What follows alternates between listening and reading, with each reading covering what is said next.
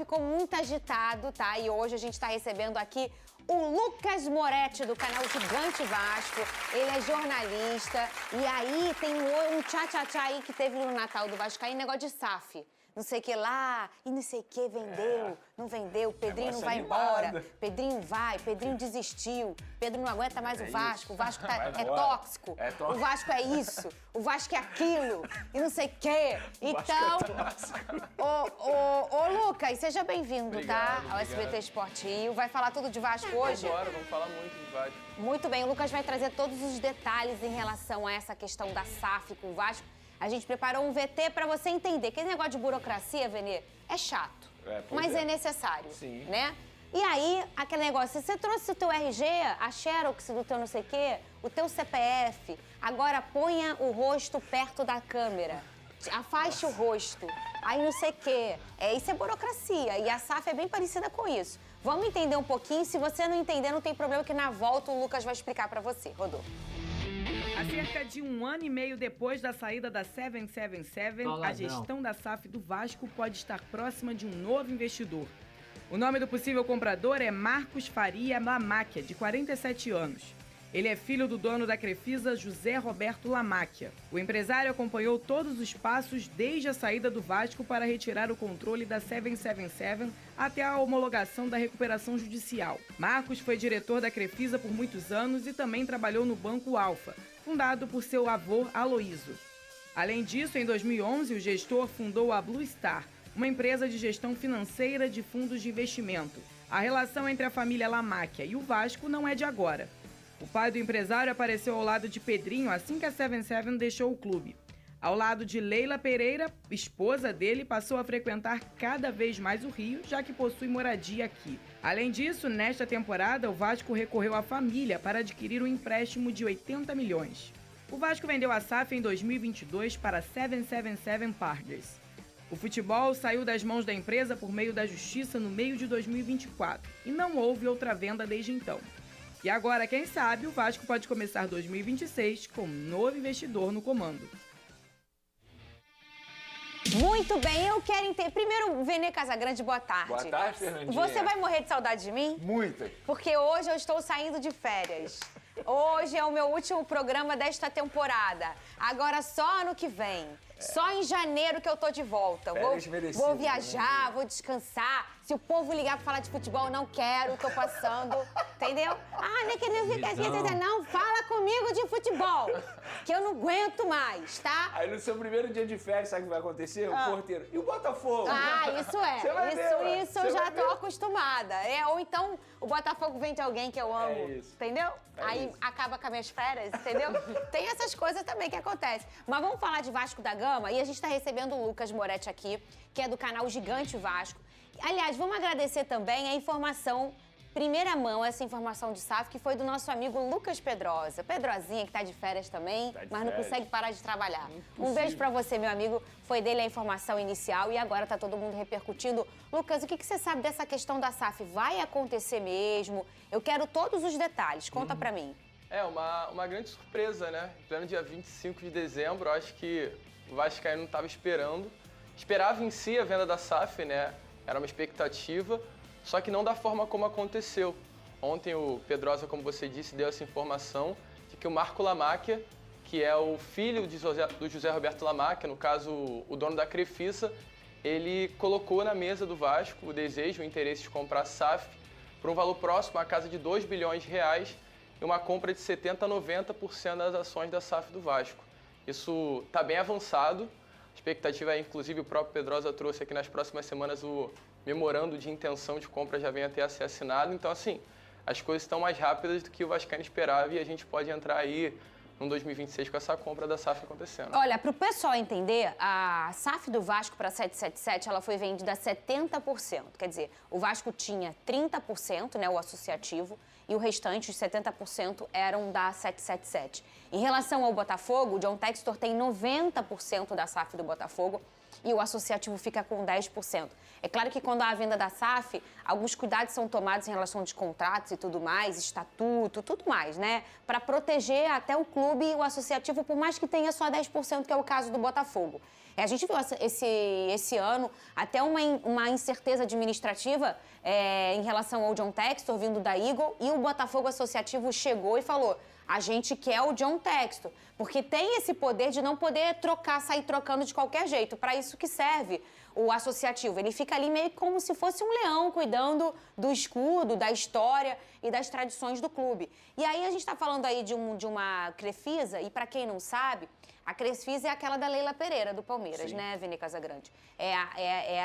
O marido dela, que é, sim, o dono da Crefisa, é o filho não é o filho da Leila, ela não tem filhos com ele. É o enteado dela, que é esse que está negociando com o Vasco. E a gente está podendo falar também de uma intenção de 90%, de 70% a 90%. E 2 bilhões, né?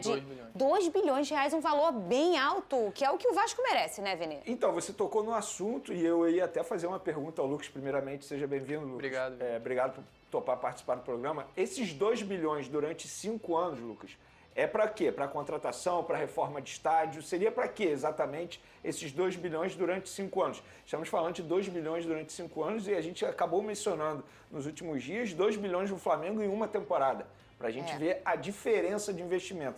Mas se o Lucas souber responder isso, eu particularmente confesso que eu não sei e não entendi muito bem sobre isso, como é que seria esses 2 bilhões durante 5 anos. Você sabe responder, Lucas? Sim, é.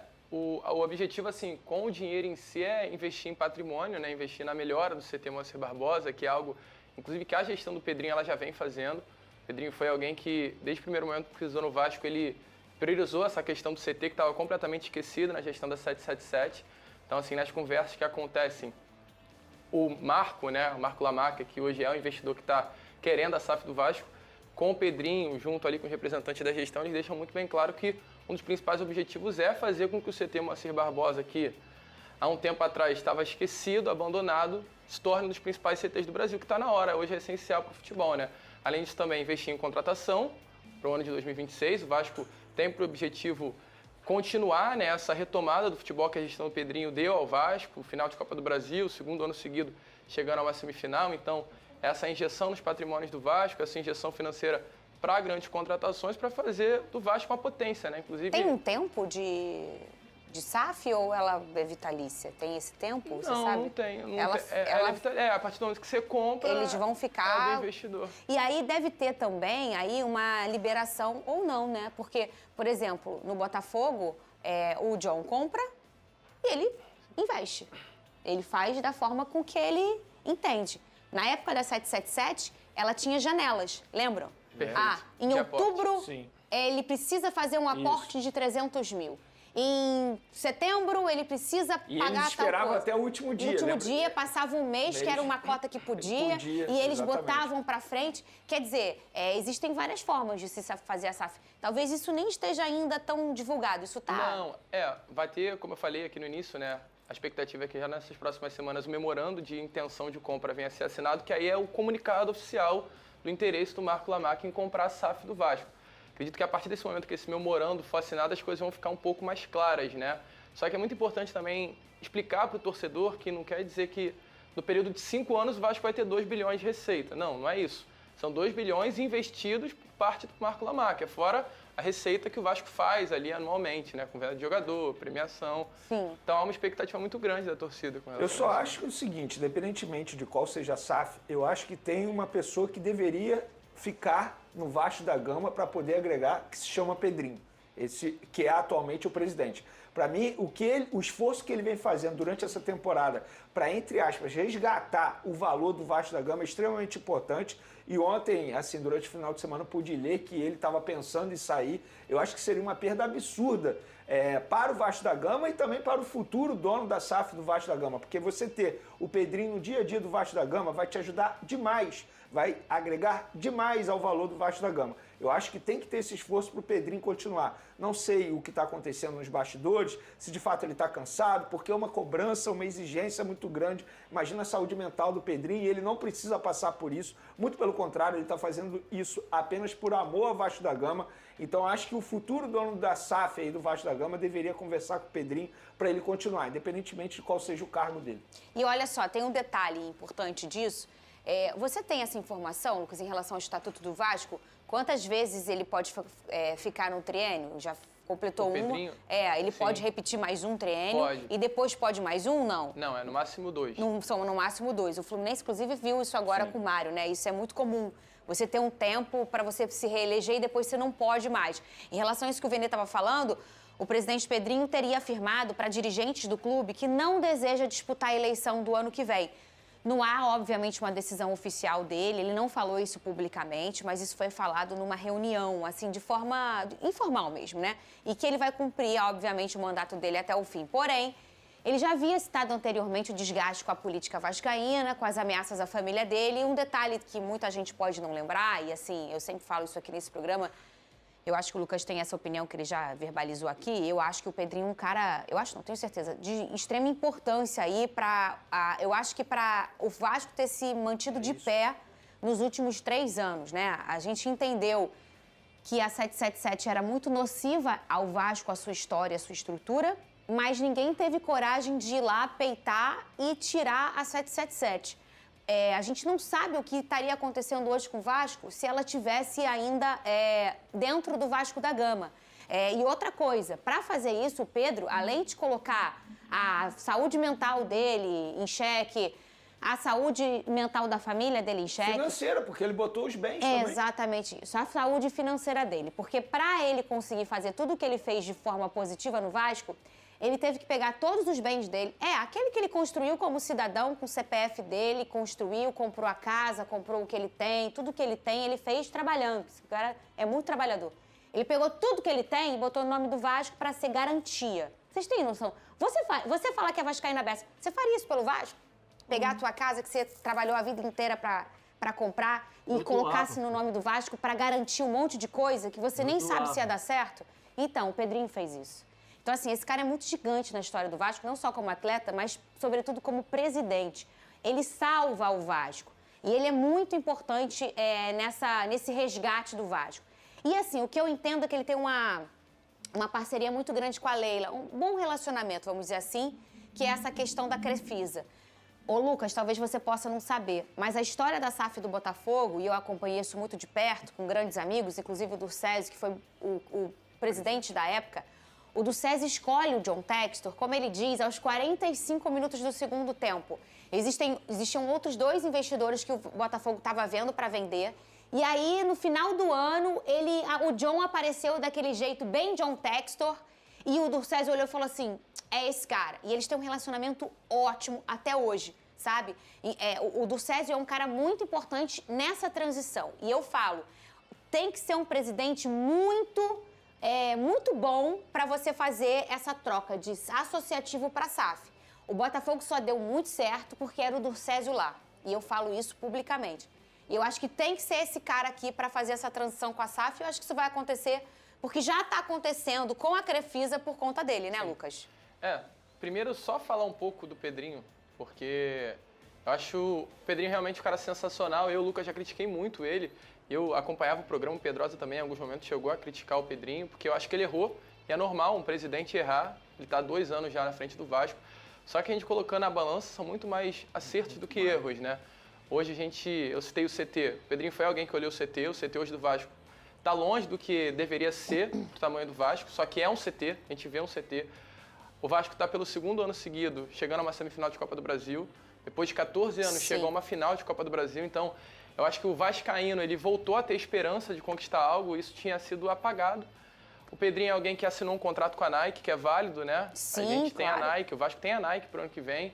Fora a possibilidade de um novo patrocinador master pagando o dobro do que pagava a Betfair. Então, assim, a gente está falando de um presidente que está olhando para o Vasco como talvez nenhum outro tenha olhado nesse século. Eu acho muito importante. E essa aproximação do Pedrinho com a Leila, eu acho que é algo ideal para esse novo investidor.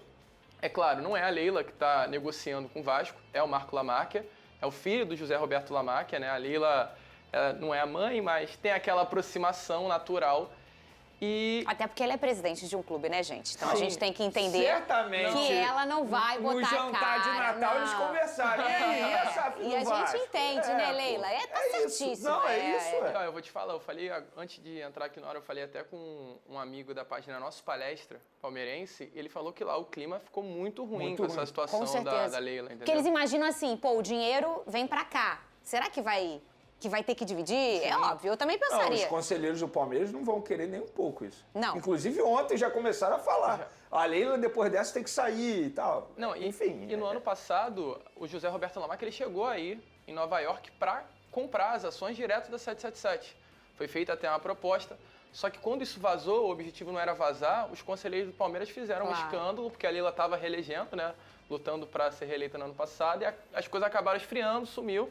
A Leila conseguiu a reeleição e isso voltou. Só que a Leila lá no Palmeiras também está tentando aumentar o mandato para postergar mais 3 anos. Ela quer mudar o estatuto. Claro, para ela continuar. Né? E aí por isso que tá o Marco Lamarca aí na frente das telas. E tá certo, né? E tá certo o torcedor palmeirense ficar bravo. Tá certo. Que eu também ficaria. Se eu achar que o John vai comprar um outro clube no Brasil, eu vou ficar enciumada. Né, eu vou achar... Exato. É conflito de interesse. Por mais que Palmeiras e Vasco sejam 2 torcidas que se dão muito bem há anos, né? Uma questão histórica, mas... Amigos, negócios à parte, né, Vene Casagrande? Vamos pegar o caso recente que aconteceu aí, quando o Vasco da Gama pegou um empréstimo com a Crefisa, que foi antes, inclusive, do jogo contra o Palmeiras. Na ocasião, a torcida do Palmeiras já ficou revoltada por conta disso. Como se fosse, assim, um pré-aviso, vamos comprar o clube em breve. Como se fosse isso. Só que a Leila, teoricamente, ela não tem nada a ver com a situação. É o enteado dela, enfim... É uma situação complicada. Perdão, mas abrindo até mais essa questão do contrato, né? Porque esse empréstimo que a Crefisa fez ao Vasco, ele tem uma data de vencimento até o final de 2027, que é exatamente quando a Leila Pereira sai. E se não pagar, 10% da SAF vai para a Crefisa. Então, assim, tem muita coisa aí nesse meio que... Sempre tem, né? Mas eu acho que o que o torcedor precisa entender é o que a gente já falou tanto aqui, a importância desse cara. E vou dizer, Pedro Paulo, meu amigo... Pedro é um grande amigo meu. Eu sei que deve estar cansativo para você, porque a política do Vasco, ela sempre foi muito latente, muito difícil. Até a eleição do Vasco é difícil, ela é diferente, ela é feita de forma indireta. Ela é muito diferente do que tudo que a gente se vê no Brasil. A eleição do Vasco teve pessoa morta votando. É mentira minha? Não, é verdade. Não, e até a estrutura, ela é feita de forma indireta. A estrutura do Vasco é diferente. Então, assim, é muito difícil. A gente sabe que é muito difícil. Mas, Pedro, deixa eu dizer um pouco. O Vasco ainda precisa de você, meu amigo. Muito. Ainda precisa de você mais um pouquinho. Aguenta só mais um pouquinho, só mais um negocinho. Porque eu sei de cadeira como que essa transição para a SAF é complicada e precisa ser feita com alguém que tem capacidade, com alguém que não tenha vaidade, com alguém que não queira nada do Vasco, somente o bom momento do Vasco, porque isso, Lucas, é muito importante. Quando a gente pega um presidente ou alguém que vai ser um dirigente, tem 2 formas dele lidar com aquele clube, né? Ou ele entender que o que ele faz é para ajudar, ou ele querer aparecer mais que o próprio clube, né? E quando o cara quer aparecer mais, que às vezes não quer nem dinheiro, ele só quer aquela coisa de ser o dono, de ser... Quando isso acontece, isso prevalece, não dá certo. No caso do Pedrinho, a gente sabe que ele fez tudo pelo Vasco, pelo amor que ele tem. Ele é meu amigo. Eu não sei se você já teve uma sorte de trocar uma ideia com o Pedrinho, o Vene já teve. Eu tive essa Basta sorte. você conversar 10 minutos com esse cara, que você vê como ele ama o Vasco da Gama. E como tudo que ele fez foi pelo Vasco da Gama. Então, Pedro, o Vasco precisa mais um pouquinho de você. Mais 3 anos para consolidar essa SAF. É um momento sempre delicado e tem que estar à frente quem escolheu. Que no caso o Pedrinho, se isso acontecer mesmo, vai ter escolhido a Crefisa, né, Lucas? Sim, Não, é importante demais, né? A gente tem mais esse ano, é o último ano do Pedrinho como presidente do Vasco. É novembro a eleição? Novembro de novembro. 26. Isso, novembro de 26 Alguém agora. já falou se vai se candidatar à oposição a Pedrinho? Cara, assim, o nome que mais circula é o nome do Euriquinho, né, nos bastidores, assim. Nossa, fica Pedrinho. O nome dele toda eleição é o mesmo nome, né? Então, assim, eu acho que a figura do Pedrinho é essencial, cara. Eu, Lucas, não vejo o Vasco nos próximos 3 anos, né, a partir de 2027, sem a figura do Pedrinho. Eu falo abertamente isso. E ainda mais com a possibilidade de venda de SAF, essa relação que ele tem com o José Roberto Lamarca, com a Leila. Então, assim...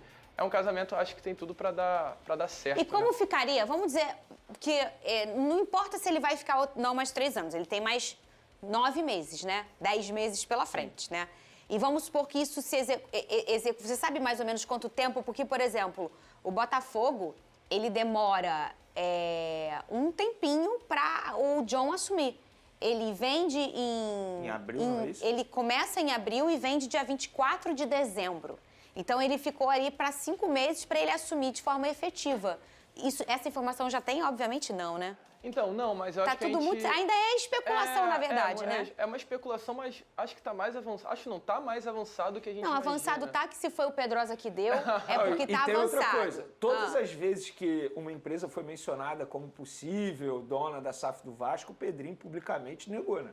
E dessa vez, até o momento, silêncio. É verdade. Silêncio. Talvez o silêncio responda muita coisa. Sim, com certeza. É verdade. Então não tem essa informação. Não, mas só para... Acho que é válido trazer a comparação, você falou do Botafogo, a venda do Vasco para 777, ela começou também em meados de novembro e no ano seguinte a venda foi concluída em agosto. Então, um período aí de 8 meses, normalmente. Bastante. Né? Bastante. Sim. Bastante. O Botafogo foi menos. E tem uma outra preocupação, como é que fica a situação também da montagem do elenco em relação a isso? Porque a gente está vendo aí um processo de transição para a SAF.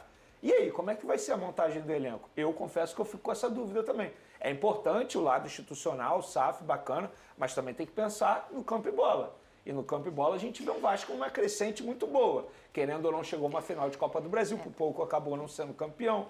Então, assim, tem que continuar também se preocupando com o campo e bola. Mas olha não como só é que o lado institucional. Olha como é que é importante a questão de você ter uma proximidade com quem você vende. O Pedrinho tem essa proximidade com a Crefisa e com toda a galera da Crefisa.